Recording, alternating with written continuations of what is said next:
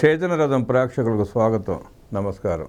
2019-2024 జగన్ రెడ్డి పాలనలో రాష్ట్ర సరిహద్దుల వద్ద యుద్ధ వాతావరణం ఉండేది.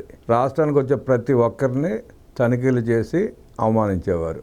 ఎందుకు అనుకుంటున్నారు? ఎందుకో తెలుసా? మద్యం ముడుపులు ఏమాత్రం తగ్గకూడదన్న ఏకైక ధ్యేయంతో అధికారంలో ఉన్నప్పుడు జగన్ ఎన్నో బరితెగింపులకు పాల్పడ్డాడు.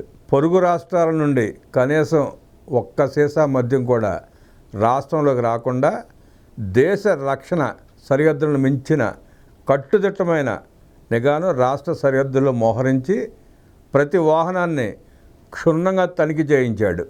చిన్నపిల్లవాడి ముక్కు మూసి బలవంతంగా కషాయం తాగించినట్లు ప్రజలపై తన కమిషన్ల బ్రాండ్లను మాత్రమే ఆకాశాన్నంటే రేట్లతో అంటగట్టి వారి రక్తాన్ని పీల్చి పిప్పి చేశాడు.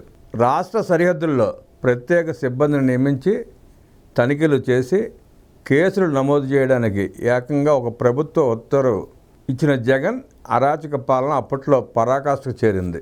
తన తాడేపల్లి నివాసానికి ఏకంగా గ్రీన్ ఛానల్ ఏర్పాటు చేయించుకొని ఎలాంటి తనిఖీలు లేకుండా నోట్ల కట్టల కంటైనర్లు నేరుగా చేరేలా ఏర్పాటు చేసుకున్నాడంటే అతని దుర్మార్గం ఎంత పరాకాష్ఠకు చేరిందో ఇప్పుడు అర్థం చేసుకోవచ్చు. ఇంతటి తెంపరితనానికి మరే పాలకుడైనా దేశంలో సాహసించాడా? ఎప్పుడన్నా చూసామో మనం?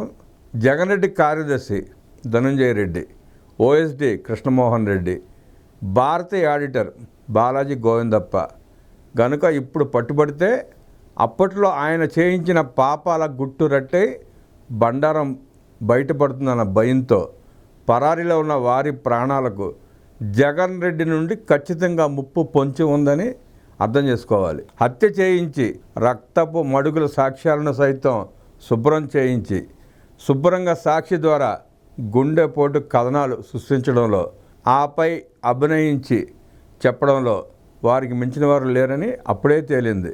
వివేకానంద రెడ్డి వ్యక్తిగత సహాయకుడిని బెదిరించి ఆయన కుటుంబ సభ్యులపైనే హత్య కేసులు బనాయించిన పరమ దుర్మార్గులు వారు.